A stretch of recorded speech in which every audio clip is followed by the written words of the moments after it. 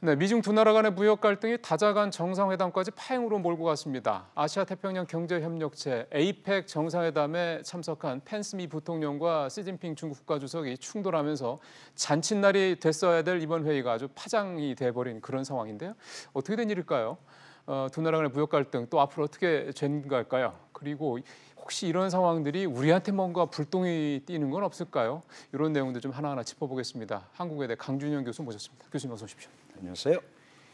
에이펙 정상회의가 올해까지 29년째 했는데 마지막 날 이 공동성명 채택 못한 게 이번이 처음이라고요? 네, 그렇습니다. 보통 이제 이런 지역경제협력체니까 큰 틀의 어젠다를 정하고 거기에 관해서 일반적으로 합의하는 게 일종의 이제 관례처럼 되어 왔었는데요. 이번에는 이제 미국과 중국이 무역 문제에 대해서 첨예하게 충돌을 하다 보니까 서로 동의를 하지 못하면 만장일치가 되지 않으니까 공동 성명을 내놓을 수가 없는 거죠. 그래서 이번에 이제 파푸아뉴기니아에서 했고 총리 명의의 의장 성명으로 대체가 되는 초유의 사태가 발생을 했습니다. 파푸아뉴기니아 입장에서 봤을 때는 좀 서운하겠습니다. 기껏 그렇죠. 정상들 모아놓고 네. 잔치 좀 해보려고 그랬는데 네. 근데 그냥 궁금해서 여쭤보는 게 하나가 공동성명을 채택하고 안 하고의 차이가 뭐 특별히 있습니까? 그 아시아 태평양 경제 협의체라는 거는 잘 아시다시피 상당히 큰 규모의 주요 국가들이 거의 다 있단 말이죠. 우리도 몇 년 전에 저 코엑스에서 한번 해가지고 굉장히 네네. 컸었죠. 그런 데서 이렇게 그 다자간 협력을 통해서 향후의 국제 무역 질서의 어떤 흐름을 잡아간다라는 차원에서 적어도 아태 지역에 있는 국가들이 공통된 의견을 가졌다. 그러니까 이게 향후에 국제무역이라든지 국제경제 질서의 어떤 큰 틀이 된다라는 일종의 선언 겸 방침을 제시하는 거거든요. 그런 구속력도 있습니까? 구속력 자체는 그건 없습니다. 없는데. 없지만 이렇게 분위기를 이렇게 끌고 가는구나 이런 상황에서 이게 이제 삐걱거리다 보니까 이게 뭔가 이쪽 아시아 태평양 쪽에서는 잘 이게 안 맞아가는구나 이런 이제 그 빈 공간을 줄 수가 있게 되는 거죠. 그렇다면 국제무역에 참여하고 있는 많은 국가들의 심리가 불안해지는 겁니다. 그렇죠. 네. 그러니까 그런 면이 좀 있겠군요. 네. 본격적으로 이번에 왜 이렇게 미중 무역 갈등이 노골화됐는지에 대한 얘기를 지금부터 좀 들어가 볼 텐데요. 저희가 CG 한 장을 준비한 게 있는데 잠깐 볼까요? 이 문장 하나 때문에 이번에 공동성명이 무산됐다고 그러는데 보시는 것처럼 우리는 모든 불공정한 무역 관행 등을 포함해 보호무역주의와 싸우는 데 동의했다. 결론적으로는 중국이 여기에 이 문장을 공동성명에 넣는데 반대를 했다라는 것 때문에 그런데 일단 그렇습니다. 네. 그거 들어가기 앞서서 저 문장이 의미하는 바가 뭘까요? 불공정한 무역 관행 저 표현은 사실은 다른 나라들한테는 잘 안 쓰고요.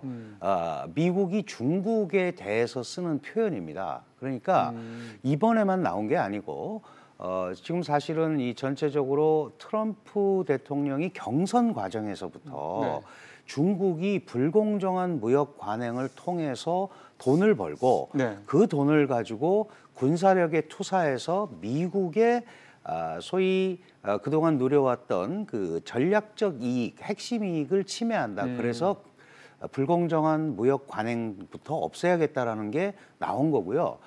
실제로 작년에 국가안보보고서, 그다음에 미 행정부가 낸 의회정책 보고서의 제일 첫 마디도 모든 불공정한 무역 관행과 싸우겠다 이런 거거든요. 그러니까 불공정한 무역 관행이라는 거 자체는 정상적으로 투자해서 정상적으로 가격을 받고 정상적인 교역 관계를 통해서 벌어들인 돈이라면 괜찮은데 중국은 지적재산권을 절취하고 그다음에 환율 조작을 통해서 잉여로 떨어진 돈 가치를 실제로는 보조금처럼 국유 기업에 제공을 함으로써 가격 경쟁력을 갖는다는 거죠. 이런 것들, 그다음에 중국만의 비관세 장벽들을 이용하고 그다음에 뭐 기업이 들어오면 기술 이전하라고 그러고 그렇죠. 이런 것들을 가지고 물건을 만들어서 팔기 때문에, 그리고 미국은 거기에 당했다 지금까지.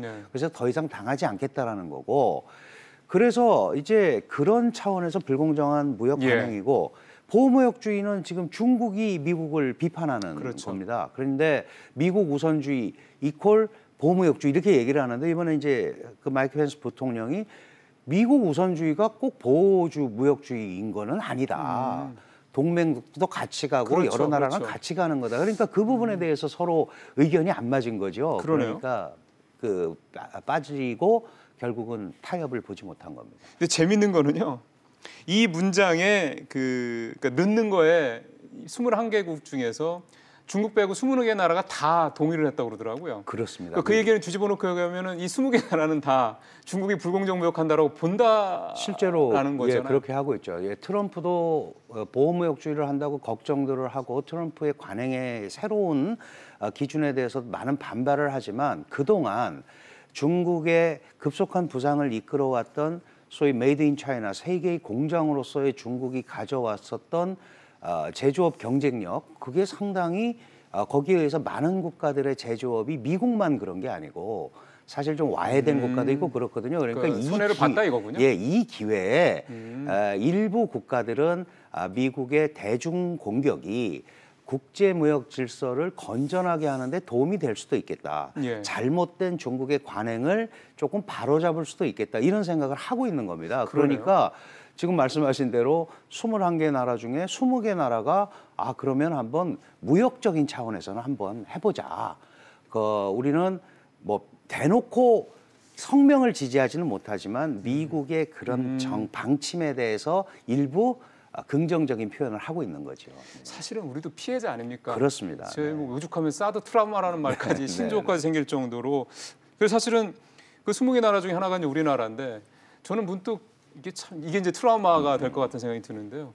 저거 덜썩 해놓고 나서 나중에 또 중국이 너 지난번에 거기 찬성했지 너 뭐 이렇게 해가지고 뭔가 또 우리한테 압박을 하는 새로운 어떤 게 되는 게 아니라 그런 걱정까지 들더라고요. 네, 실제로 이제 그게 트라우마가 될 수가 있는데 지금 이제 중국이 그렇게 하기에는 너무 코너로 많이 몰려 있습니다. 그래요? 이번에 마이크 펜스가 얘기한 게 이제 무역에 관한 문제가 하나 있고 그다음에 일대일로 분야가 있거든요. 일대일로가 차관을 제공해 주는 척하면서 결국 그 차관을 제때 갚지 못하면 경영권까지 받아오는 소위 그 일종의 다른 의미의 근린 궁핍화 정책이거든요. 예. 그런데 결국은 주변 국가와 시진핑 주석이 얘기하듯이 세계적인 일대일로가 공영의 원칙이 되려면 주변 국가하고 잘 지내야 됩니다.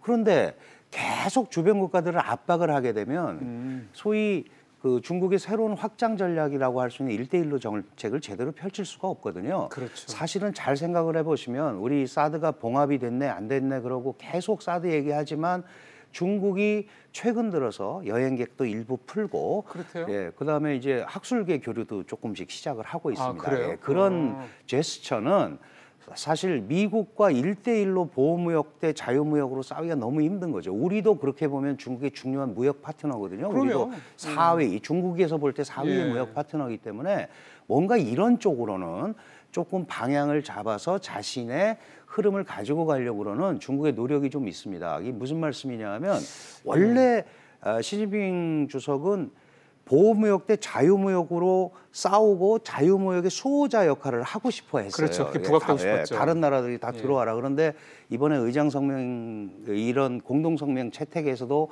나타나듯이 많은 국가들이 여전히 중국에 대해서 의심의 눈초리를 보내고 있다. 그렇다면 주변 국가들을 계속 압박을 하는 것은 소위 중국의 대미 전략에 있어서 무역 전략에 있어서 도움이 되지 않을 거기 때문에 그렇게 주변 국가들을 몰아치지 못합니다. 그리고 중국하고 일본이 며칠 전에 아베 총리하고 손을 잡고 무역을 강화하기로 하고 투자를 강화하기로 하고 한 것도 결국은 경제 면에서는 사실은 그렇죠. 이 센카쿠열도 조어도 분쟁을 하면서도 뭔가 새로운 블록을 만들어 가야겠다라는 중국의 딜레마가 숨어 있는 거다. 그렇게 본다면 다시 그와 같은 행동을 하는 것은 중국한테 유리하지 않다라는 걸 글쎄요. 잘 알 겁니다. 네. 그러면 이제 숲속에서 좀 나와서 숲 전체를 좀 봐야 될 것 같은데요.